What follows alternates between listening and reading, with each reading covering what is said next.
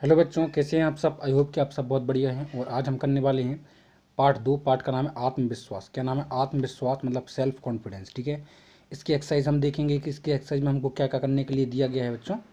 ये चैप्टर बहुत ही बढ़िया है ना। हम इससे हमें क्या ज्ञान प्राप्त होता है, इससे हमें पता होता है कि हमें जो है अपना आत्मविश्वास कभी नहीं खोना चाहिए। कोई भी काम हो, है ना, हमें डरना नहीं चाहिए।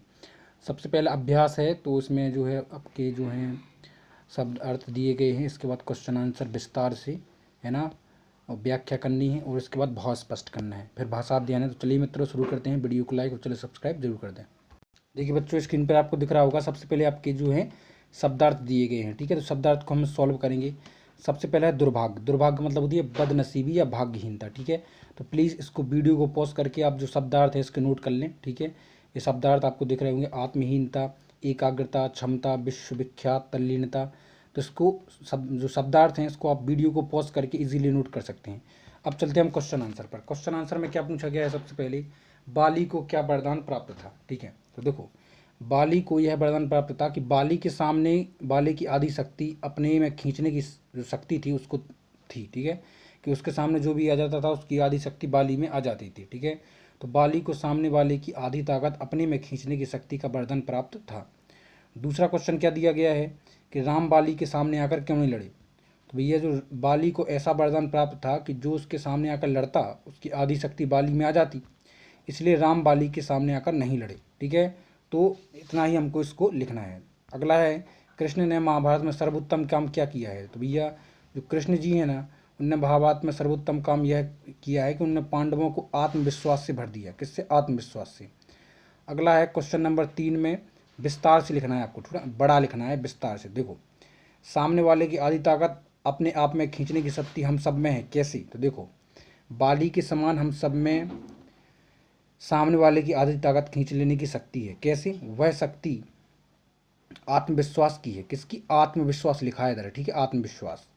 बस उसे पहचानने की आवश्यकता है। हमारी विडंबना यह है कि हम उसे कभी उपयोग नहीं करते और हम विरोधी हमें पीटते रहते हैं। ठीक है, हम उस पीटने को अनिवार्य समझते रहते हुए पिटते रहते हैं। हम अपने आत्मविश्वास को जागृत करके हम अपनी ताकत को पहचानना चाहिए और हमें उस आत्मविश्वास का भरपूर उपयोग करना चाहिए। ठीक है बच्चों, अब चलते हैं हम अगले क्वेश्चन पर। अगला क्वेश्चन क्या है आपका, देखिए। अगला क्वेश्चन दिया गया कि हेलन केलर का उदाहरण देकर हमें क्या कहना चाहता है। जो लेखक जो है हेलन केलर का उदाहरण देकर हमसे क्या बोलना चाहता है। तो इतना पूरा आपको नहीं लिखना है, मैं जितना बताऊंगा उतना लिखना है।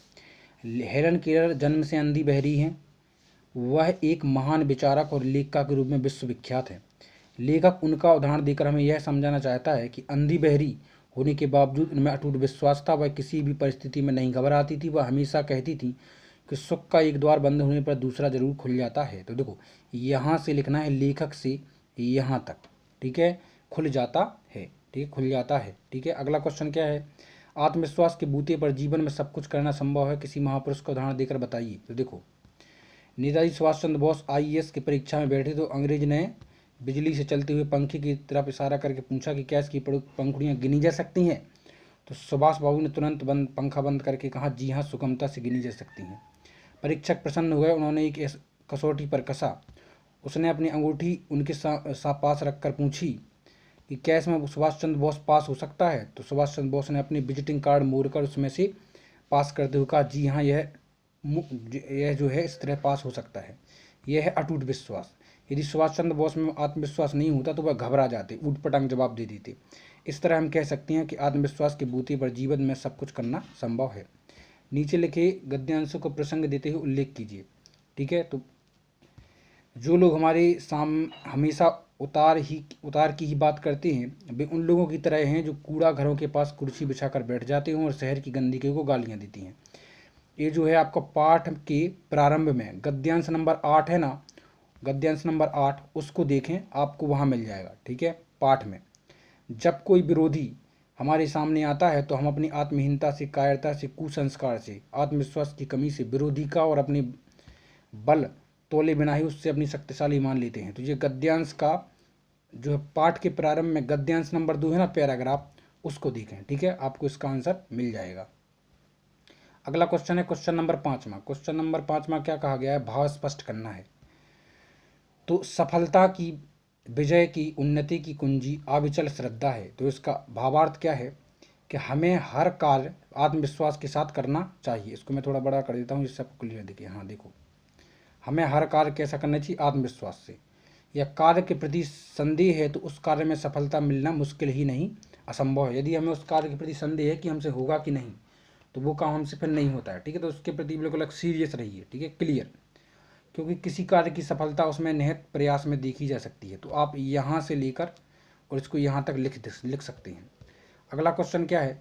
हम अपनी सोच के कारण ही सफल और असफल होते हैं। तो देखो, इसका आपको पूरा लिखना है। हमारी सोच ही सफलता असफलता की जननी है। यदि हमारी सोच नकारात्मक है तो यह सफलता का परिचायक है, और यदि हमारी सोच सकारात्मक है तो यह भी निश्चित ही हमें सफलता मिलेगी।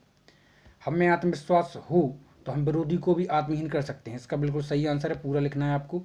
आत्मविश्वास की कमी के कारण ही हम अपने विरोधी को शक्तिशाली मान लेते हैं, और यही भावना हमारी शक्ति का आधा कर देती है।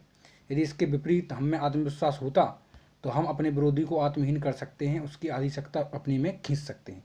इस प्रकार से इसको आप कंप्लीट कर सकते हैं। अब चलते हैं भाषा अध्ययन पर। भाषा अध्ययन में क्या क्या शुद्ध उच्चारण करना है, तो इनका आप उच्चारण जरूर करें। मैं कर देता हूँ। दुर्भाग्य, शक्तिशाली, आत्महीन, सर्वोत्तम, निश्चित और हतोत्साहियों, ठीक है। आप भी इसको जरूर पढ़ें। अगला है, जीवन में उतराव भी हैं चढ़ाव भी हैं। इस वाक्य में उतराव चढ़ाव परस्पर विलोम शब्द है। इसी प्रकार एक ही वाक्य में निम्नलिखित शब्दों का प्रयोग कीजिए। तो देखो, इसका सही आंसर है भला बुरा, ठीक है। तो इसको लिख सकते हैं आप। मनुष्य के भले और बुरे की पहचान विपत्ति काल में ही होती है।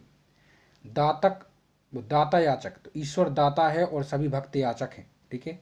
सपूत कपूत, तो देखो, राम गोपाल के दो बेटे हैं, एक सपूत है तो दूसरा कपूत है। इस तरह से आप इसको जो है प्रयोग कर सकते हैं।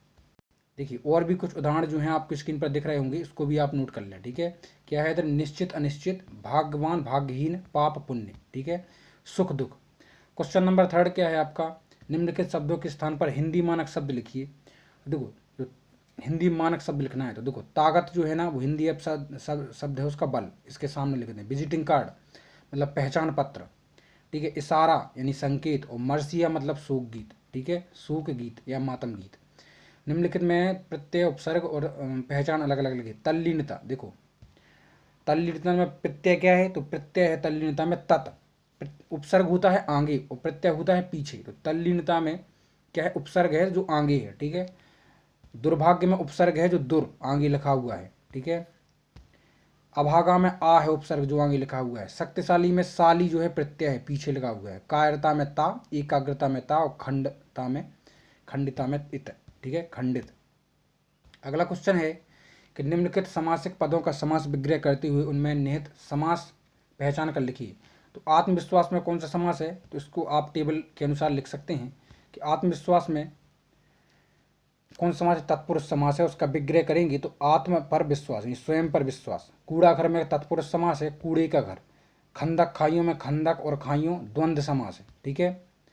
शक्तिहीन में शक्ति से हीन तत्पुरुष समास है। यथापूर्व में पूर्व के अनुसार अव्ययी भाव समास है। और विश्व में विख्यात तत्पुरुष समास है। इस तरह से हम इसको कंप्लीट कर सकते हैं। नीचे लिखे गद्यांश को पढ़कर इसके सॉल्व करना है, आंसर देना है। तो बच्चों, इस गद्यांश को पढ़कर आप इसके आंसर जरूर दें। चलते हैं, मिलते हैं अगले लेसन में। Take care. जो भी आपके डाउट हो तो वो मुझे कमेंट बॉक्स में जरूर बताएं। मिलते हैं, टेक केयर।